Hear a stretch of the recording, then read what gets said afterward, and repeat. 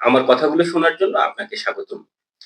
বাংলাদেশ অন্তর্বর্তী সরকারের জাতীয় নিরাপত্তা উপদেষ্টা জনাব খলিলুর রহমান বলেছেন, বাংলাদেশ মিয়ানমারের যুদ্ধে বা মিয়ানমার সংঘাতের যুক্তরাষ্ট্রের পক্ষ হয়ে কোনো প্রক্সি যুদ্ধের অংশ হবে না। তিনিই প্রথম মিয়ানমারে প্রক্সি যুদ্ধ এবং যুক্তরাষ্ট্রের প্রসঙ্গ তুলে কথা বলেছেন। এ নিয়ে রাজনৈতিক অঙ্গনে বাংলাদেশের অভ্যন্তরে এবং বিশ্ব মিডিয়ায় ব্যাপক আলোচনার সৃষ্টি হয়েছে। এই বিষয় নিয়ে এই ভিডিওতে আমি আপনাদের সঙ্গে আলোচনা করব।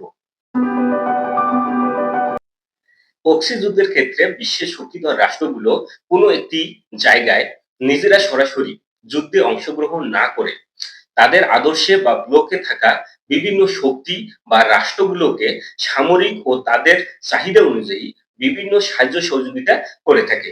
উদাহরণ হিসেবে ইউক্রেন রাশিয়া যুদ্ধে আমেরিকা ইউক্রেনকে যে সামরিক ও অন্যান্য সুযোগ সুবিধা প্রদান করেছে, সেটি রাশিয়ার বিরুদ্ধে আমেরিকার প্রক্সি যুদ্ধেরই একটি অংশ। এই প্রক্সি যুদ্ধে বিশ্বের ক্ষমতাধর রাষ্ট্রগুলো তাদের স্বার্থ সংশ্লিষ্ট বিষয় ধরে রাখার জন্য এবং বিশ্বব্যাপী তাদের প্রভাব বিস্তার করার জন্য, তাদের বন্ধু সংখ্যা বৃদ্ধি করার জন্য প্রক্সি যুদ্ধে সরাসরি জড়িত হয়ে পড়ে। স্বার্থ সংশ্লিষ্ট বিষয় ছাড়া কখনোই কোনো দেশ প্রক্সি যুদ্ধে জড়ায় না।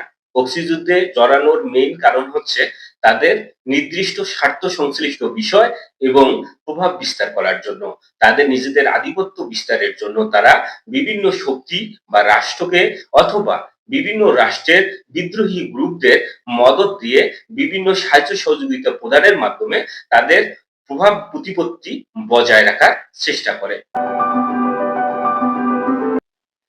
দক্ষিণ ও দক্ষিণ পূর্ব এশিয়ার দেশ মিয়ানমারে দীর্ঘদিন যাবৎ সংঘাত ও যুদ্ধ লেগে রয়েছে। এই যুদ্ধে দুটি পক্ষ রয়েছে। একটি পক্ষ মিয়ানমার সরকার বা জান্তা বাহিনী, অপর পক্ষ হচ্ছে কিছু গণতন্ত্রকামী আহ, শক্তি এবং বিদ্রোহী গোষ্ঠী। অনেকগুলো বিদ্রোহী গোষ্ঠীর সমন্বয়ে মিয়ানমার জান্তা সরকারের মধ্যে দীর্ঘদিন যাবৎ সংঘর্ষ চলছে এবং জান্তা সরকার দিন দিন কোণঠাসা হয়ে পড়ছে। এক্ষেত্রে অভিযোগ রয়েছে আমেরিকা বিদ্রোহী গোষ্ঠীদেরকে সামরিক সহায়তা থেকে শুরু করে যাবতীয় সাহায্য সহযোগিতা করে আসছে। অপরদিকে জান্তা সরকারকে মদদ দিয়ে চীন তাদের সামরিক সহায়তার মাধ্যমে টিকিয়ে রাখতে সক্ষম হয়েছে।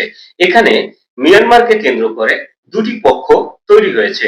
একদিকে আমেরিকা তার প্রভাব প্রতিপত্তি বিস্তারের জন্য মিয়ানমারের বিভিন্ন বিদ্রোহী গোষ্ঠীকে মদদ ও সামরিক সহায়তা প্রদান করতেছে, অপরদিকে চীন তার প্রতিপত্তি প্রভাব এবং জাতীয় নিরাপত্তা ধরে রাখার জন্য মিয়ানমারের জান্তা সরকারকে সামরিক সহায়তা ও সাহায্য সহযোগিতা করে আসতেছে।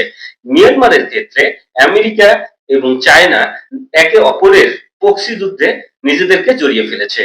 সেক্ষেত্রে এই যে যুদ্ধ বা সংঘাত চলতেছে, সেখানে এই যুদ্ধ বা সংঘাত অনেকটাই দীর্ঘস্থায়ী হবে এবং দক্ষিণ পূর্ব এশিয়ার রাজনীতিকে এবং ভূ রাজনীতিকে অনেক বেশি সংঘাতময় করে তুলবে এবং এই উত্তেজনা দীর্ঘদিন বিরাজ করবে। ফলে এই অঞ্চলের সামাজিক, অর্থনৈতিক ও রাজনৈতিক ক্ষেত্রে অনেক বেশি ক্ষতিগ্রস্তের সম্মুখীন হবে। পরবর্তীতে আশেপাশের সব দেশগুলোকেই এই সংঘাতের পরিণতি ভোগ করতে হবে বলে আমি মনে করি।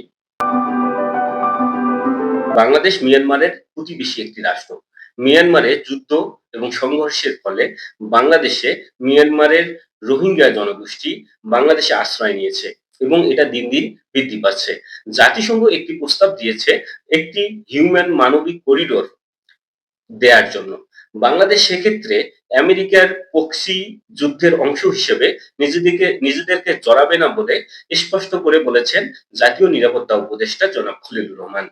তিনি তার বক্তব্যে বলেছেন যে বাংলাদেশ কখনোই বা কোনো অবস্থাতেই মার্কিন যুক্তরাষ্ট্রের প্রক্সি হিসাবে মিয়ানমারের যে হিউম্যান করিডোরের কথা বলা হচ্ছে বা মানবিক করিডোরের কথা বলা হচ্ছে, সেখানে অংশগ্রহণ করবে না বা জড়িয়ে পড়বে না।